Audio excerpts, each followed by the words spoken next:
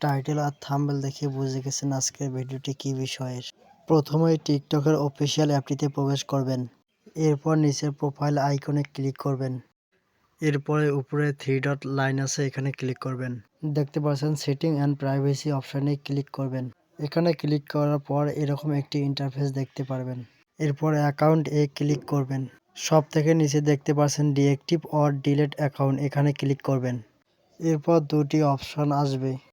আপনি যদি চান তাহলে আপনার প্রোফাইলটি ডিএক্টিভ রাখতে পারেন। এই টিকটক অ্যাকাউন্টটি ডিলিট করতে হলে ডিলিট অ্যাকাউন্ট পার্মানেন্টলি এখানে ক্লিক করুন। আপনারা এখানে স্কিপ করতে পারেন অথবা আই হ্যাভ মাল্টিপল অ্যাকাউন্ট এখানে ক্লিক করুন এবং কন্টিনিউ চাপুন।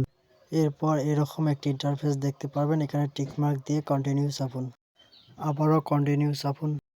এরপর আপনার যে নাম্বার বা ইমেল দিয়ে টিকটক অ্যাকাউন্টটি খুলেছেন সেখানে একটি কোড যাবে, সেই কোডটি এখানে বসিয়ে দিন